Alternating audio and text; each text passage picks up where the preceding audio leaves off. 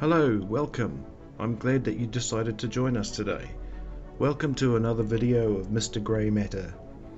In this space, we focus on the power of words, because the way we speak to ourselves and to others shapes how we see the world. Positive language isn't just about being cheerful, it's about being intentional, empowering, kind, and real.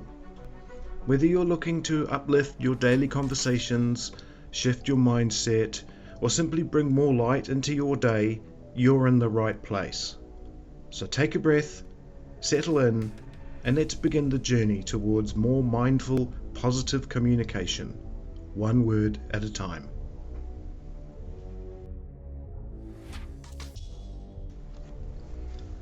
Let's start with a simple truth. Words shape a child's world. The way we speak to children, the tone, the words, the message underneath becomes the voice they carry inside them. When we use positive language, we're not just being nice. We're helping children build confidence, resilience, and trust in themselves. Research shows that a child's brain is like wet cement, highly moldable in the early years. What they hear from us becomes part of how they think, how they learn, and how they feel about themselves. Positive language encourages growth. It invites cooperation. It helps kids feel seen and safe, even when they've made a mistake. Think about this. Would you be more motivated by someone saying, "You never do anything right," or "That didn't go as planned, let's try that again together"? It's a big difference, and children feel it even more deeply, because they're still figuring out who they are, and our words help them decide. So when we choose words that guide rather than shame, support rather than scold, we're not just teaching behavior, we're shaping identity.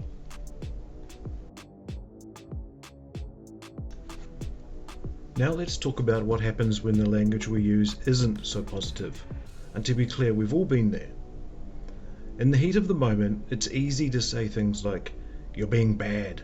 Why are you always so difficult? You never listen." But here's the thing. Children don't just hear our words, they absorb them. When we use negative language, especially labels like lazy, naughty, or dramatic, children start to believe those messages. Not just in the moment, but as part of who they are. A phrase like, "What's wrong with you?" doesn't correct the behavior, it creates shame. And shame doesn't teach. It shuts down curiosity, trust, and connection. Over time, repeated negative language can lead to anxiety, low self-esteem, and even a fear of trying.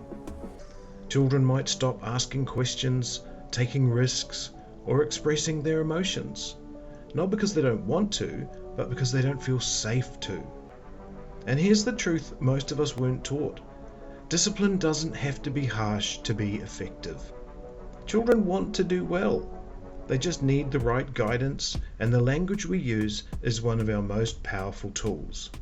So when we catch ourselves using negative phrases, it's not a sign that we failed, it's a sign that we're paying attention, and that's where the change can begin.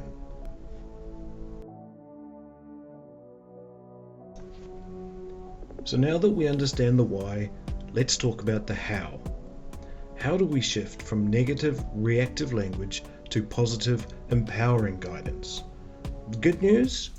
It's not about being perfect, it's about being intentional and choosing words that teach, connect, and uplift. Let's go through a few everyday phrases and see how a small change can make a big difference.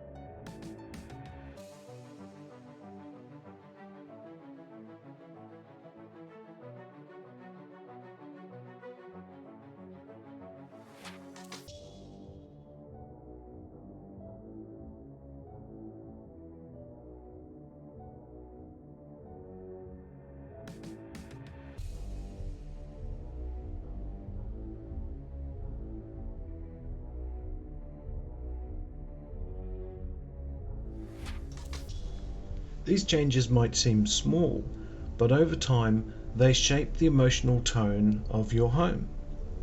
Here's a helpful tip. Speak to children the way you want them to speak to themselves when you're not around. Because one day your words will become their inner voice. Remember, you don't have to be a perfect speaker, just a conscious one. When you pause, breathe, and reframe, you're already doing the work.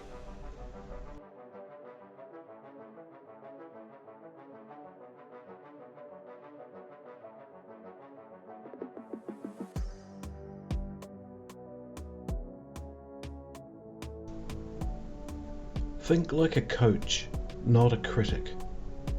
Your role isn't to catch every mistake. It's to guide, teach, and support. Coaches don't just say, "You messed up." They say, "Let's try it again. This time focus on this part." Start seeing challenging moments as teaching moments.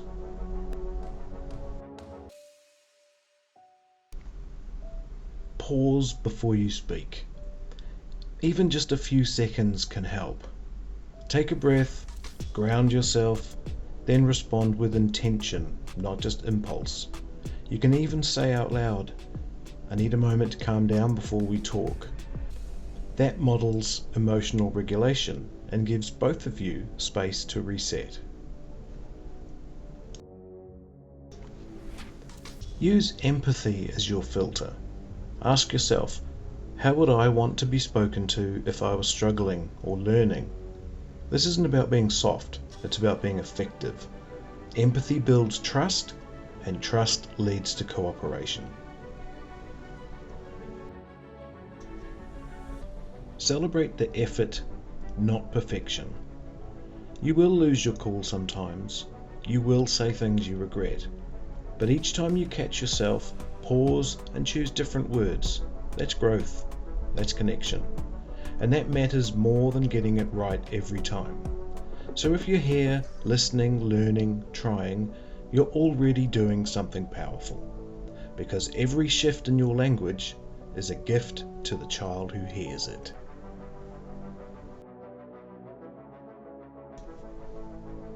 Hey, thanks so much for watching and hanging out with me here today.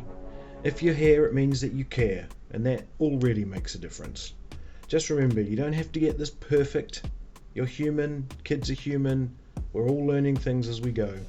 What matters most is that you're trying, that you're choosing words to build up kids instead of knocking them down. So here's a question for you. What's one thing you're going to try saying differently? Maybe something you got from this video. Drop it in the comments below. I'd love to hear your ideas. You never know who else might see it and get some benefit as well.